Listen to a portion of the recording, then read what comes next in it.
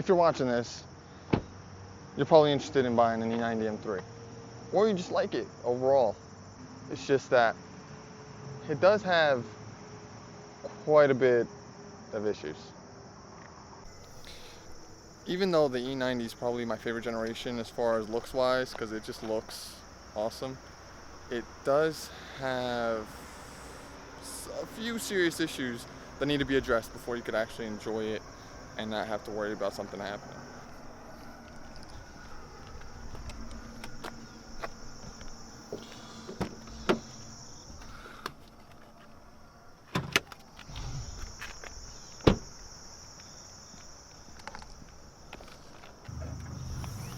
You see, BMW back then, 2008, 2007, whenever they were developing this, they decided they were going to put a big fat V8 in here.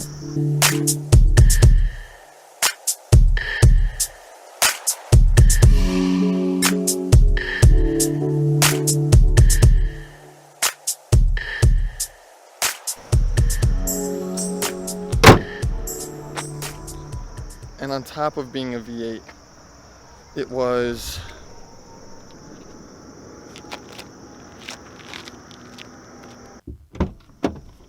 the first time they brought back the sedan. You see, they made the E36 M3 in a sedan, but then they skipped it with the E46 generation and then decided, hey, let's bring it back for the E90. And whoever at BMW thought of that, I appreciate it. And that's for one big reason. Car seats. Yes, you could fit your kids in the back and you could take it to go get groceries, and it's a proper family hauler. And there's nothing wrong with that.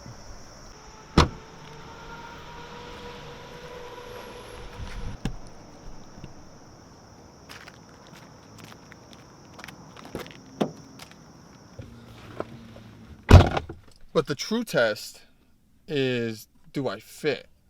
And that's an important one, because I never fit. I'm tall, and cars just, they're a struggle for me as it is, and with the car seat in the back, it's not bad at all.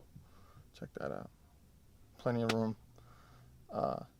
And I'm not 100% comfortable, but I could do this for a little bit, a little car ride. Most of the time I want to be sitting on that side anyway. But the real test is when you try to put me in the back. Because I'm so tall and I already struggle with the front with a car seat, the back tends to be a bigger struggle.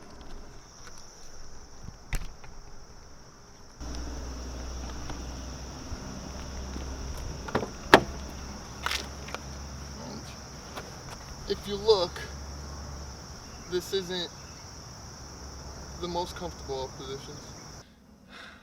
Yeah, there's absolutely no headroom up here. It's tight. I mean tight, I mean it's very tight. And there's no room here for my legs, really. I'm touching. This would be terrible for any car ride at all, because I just don't fit at all. So I guess I gotta drive. And just in case anyone's wondering,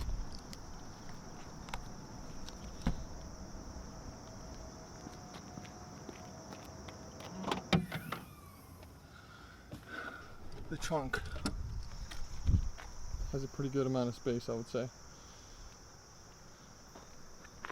You don't get a spare, so there's no spare under here. And you have two pass-throughs. The left side opens up 60%, and then the passenger side opens up 40%. There's a car seat there, so I can't really open both. And that's kind of sucks, because I mean, most cars you could actually open this one and not open the one with the car seat, so, and you can still utilize the pass-through. But this I've tried and you can't open it up.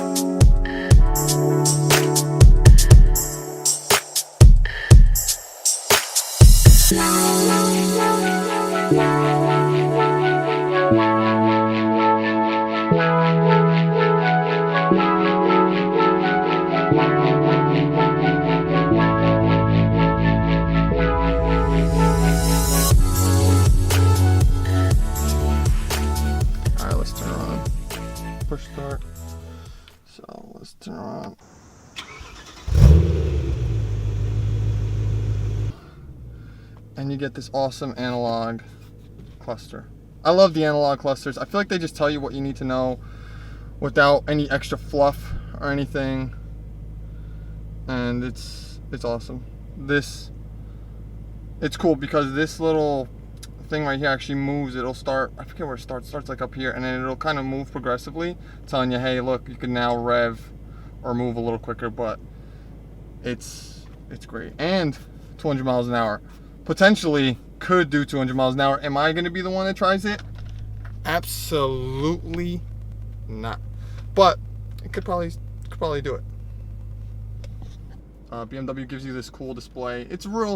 This is pretty outdated. You could actually update these with an Android or an Apple CarPlay unit, and I strongly recommend it just because it's a little outdated. And one of my favorite things to do in a BMW of this era is this right here. You could be driving and you could be changing the radio without actually having to put your hands up here. Along with that, down here you have the DSC, which is pretty much traction control. You have your EDC, electronic dampening control for the suspension, and you have power, which makes the pedal a little more touchy, so you have a little more of a oomph and go, which is pretty cool. And the previous owner put in this aftermarket thing that allows your phone to play here, but I have tried and it just doesn't work. That's something that has to be changed out for sure. This is what's cool. This is a dual clutch transmission, and what that pretty much means is it's not like your standard automatic. It has two clutches, and what it does is it engages, let's say, an odd number gear and an even number gear. And when it shifts, instead of it having the delay to let go of this one, pick this one up and shift, it actually does it simultaneously. So it'll shift and the next gear is already grabbed, so it's just a quick shift as opposed to that delay. And that's really good for anybody looking to go to the track. This allows you to adjust as far as aggressiveness. How aggressive do you want the transmission to shift? That's a pretty cool one. If you go higher, it shifts a little more aggressive. If you go down, not as aggressive. And it's nice. It's cool. It gives you this is probably the only transmission I feel that gives you the best of both worlds. It's going to give you a mix between manual and automatic. You can still have fun as if it's a manual, but it's essentially an automatic, and you could drive it every day and not get fatigued from shifting if you have a lot of stop and go traffic to deal with.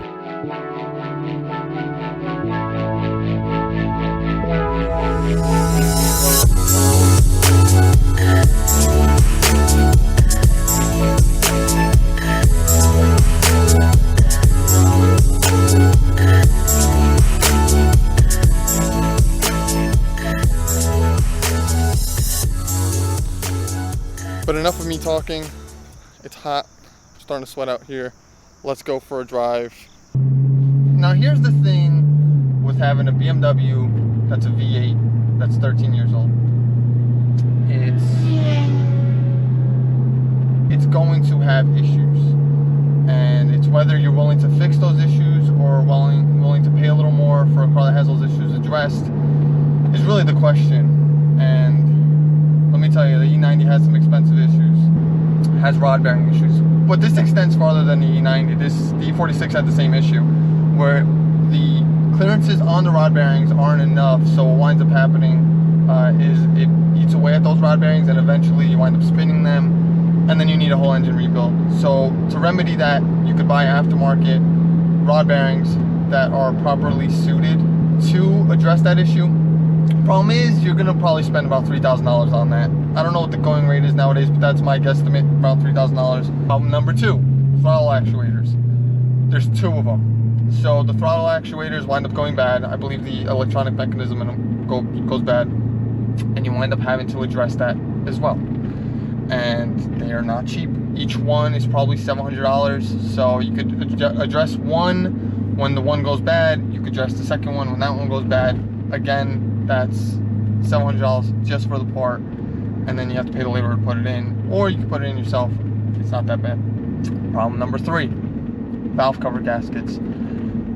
Now here's the tricky part. The gaskets aren't that expensive. I think they're $60, $70 each, but the valve covers themselves over time warp.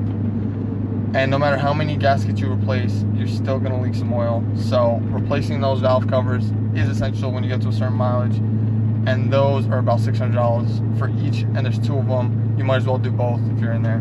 That's another $1,200. So those are pretty much the 3 major issues.